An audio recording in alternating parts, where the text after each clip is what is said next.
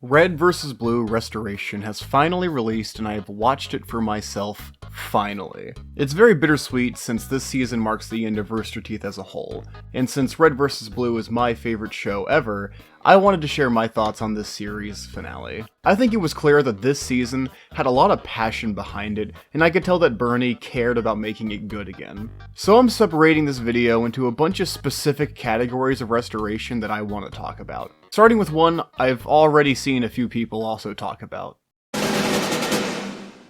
So if you didn't pay attention to every single voice line in Restoration, you might have been left wondering, where is Donut? Did he die on the Battle of Chorus?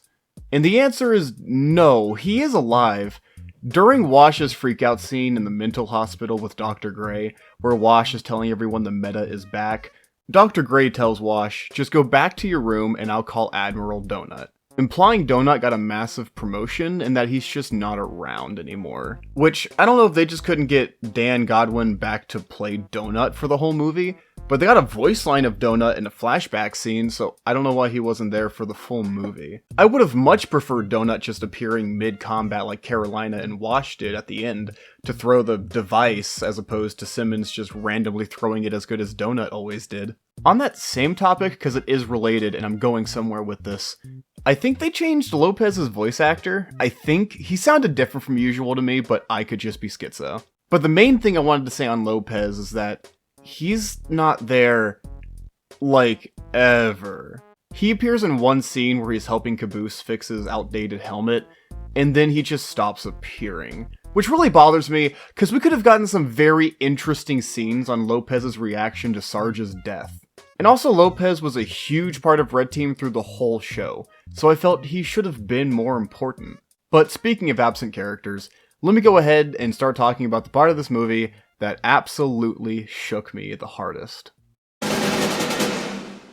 Sarge's death was something I didn't expect at all. And I don't mean that in a strictly bad way, I want to specify. It hit me hard, but that's also because I've watched this show for over a decade now. I understand the writers feeling a need to kill off one of the Reds and Blues after all this time, but I have an overarching issue with what it does for the finale.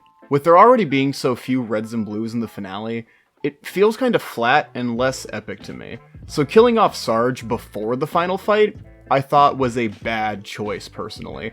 With the lack of Sarge, Donut, Lopez, Tucker, and even Church in the finale, it felt a lot less epic and a lot less impactful to me.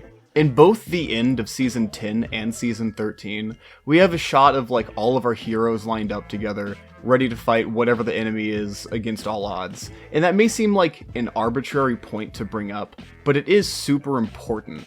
Because one of Red vs. Blue's greatest strengths as a series, in my opinion, is its masterful ability to have fucking 9 main characters, and each of them don't feel clunky. Every character has a unique chemistry with one another, and it feels like a full group of well-written individuals. So ending the series off with a battle that only involves 3 of them, Griff, Simmons, and Caboose, feels very underwhelming to me.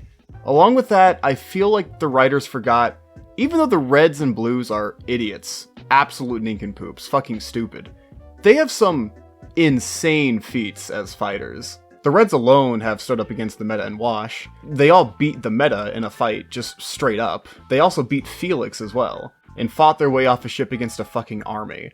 Granted, it was with the AI fragments. So having the Reds and Blues also barely really be involved in the fight, besides getting beat up and helping Tex and Carolina, was saddening for me to see. All this to say, if they killed Sarge at least in the battle with the meta, it would have felt a lot better to me than when they did do it. And I do appreciate the little of what it did do, with it leading to the very impactful flashback scene at the campfire. But I think overall it would have felt a lot better if we had the whole main cast there.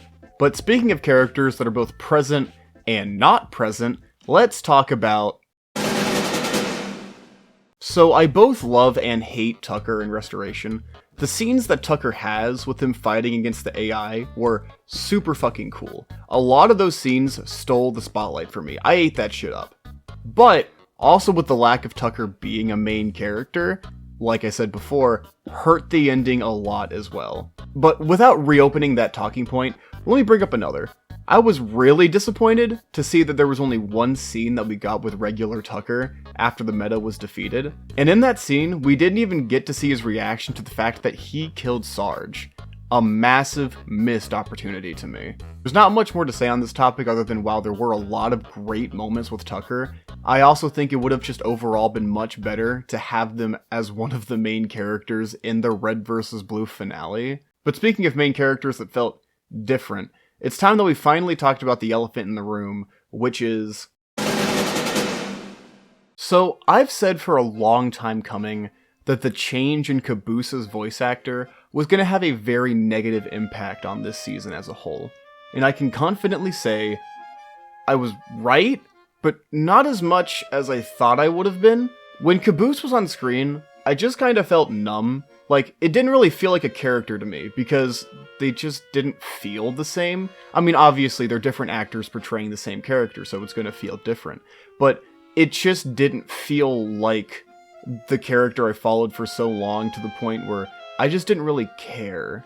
So I actually didn't hate it that much, because I genuinely just didn't care when they were on screen. I just focused on the Reds overall, because, if we're being honest, this was more of a Red Team movie than it was anything else. So I'm sorry if that's kind of a lackluster opinion on the subject, but that's just how I felt about it.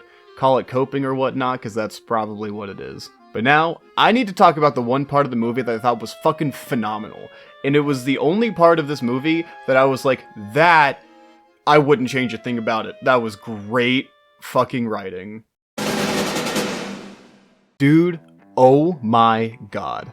When Tex came back, I got goosebumps. Tex had been gone for so long before this, I honestly had written off her return ever. But after having the build-up that everyone thought was Caboose bringing back Church, just for it to be revealed that it was Tex that he was bringing back, I cannot word how excited I was. I missed Tex a lot, because the chemistry that she had with the Reds and Blues was amazing, and I just overall missed her character. And I loved the use of her being created from the Reds and Blues memory, which led to, instead of her being a program made to fail, she was made to succeed, essentially, because the Reds and Blues viewed her as the world's greatest fucking fighter. It was something I'd actually thought about a lot before, just in passing whenever I thought about the previous seasons. There isn't too much to say here besides I thought it was really, really, really well done. I didn't think out of everyone in this movie to have a great ending to their character, it would be fucking Tex more than anyone out of all of Red vs. Blue.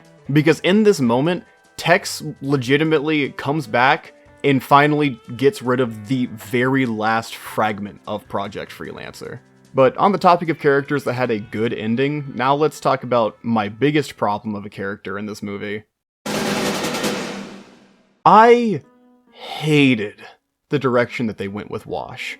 Wash was essentially used as a vessel to get Carolina to show up for the final fight, when I would have also loved to see Wash join the fight. And that's just me not mentioning that they unironically hit us with the "it's been years, you need to let me go" plot points. Which, yes, led to a cool scene with all the freelancers showing up around Wash, but I don't think it was worth it. I would have greatly appreciated just having Doc and Wash a part of the group during the events of the movie, as opposed to Doc dying off screen. You know, a character who's been around since season 1. And for people who would make the argument, so then what, Christian? You would have had no casualties from the Battle of Chorus? Yes. Remember that time that Sarge got shot in the head and got healed by someone giving him fucking CPR? I'm convinced the Reds and Blues can't fucking die anyway. Jokes aside, I don't think it would have harmed the meaning of that moment at all if none of them died, especially with the way the show had been written for as long as it had. I can find positive aspects for every part of this movie that I have an issue with, except for this one. I think this choice with Wash was a net negative choice and just overall bad. Because of all the characters in Red vs. Blue I would have thought to have gone bad shit crazy and be in a mental hospital, Wash, the voice of reason in the group, was the last person I would have expected. But finally, let's move on to my final overall opinion on the last topic. Now overall, the ending is very bittersweet. Griff is finally free from the army, Simmons finally gets his promotion, Tucker's free from the meta, who the fuck knows what happens to Caboose? It's not a horrible ending, and there are a lot of very sweet moments in it. But now I answer the question people will be wanting to know the answer to. Do I prefer this ending of Red vs. Blue to the ending of Season 13? Well, in conclusion, I do prefer the ending of Season 13. This isn't a surprise to anyone, I don't think. I actually don't think there's anyone who doesn't prefer the ending of Season 13. While Restoration was better than pretty much anything post-Season 15, in my opinion, Season 13's conclusion was just perfection. Ending off the Reds and Blues in a room with all their artifacts from the previous adventures against overwhelming odds with little to no chance of success, while putting the audience in the same position as the hero who makes the sacrifice to save the day, never knowing if the day was really saved, is an incredible, rare, perfect ending to a series that I wouldn't change a thing about. With this in mind, I'm glad Restoration was made, so that the end of Red vs. Blue's legacy wasn't fucking zero. I'll miss Red vs. Blue, but I'm glad its story has finally come to a close on a more positive end for the community. Rest in peace, Rooster Teeth, because this is truly the end of an era for the internet.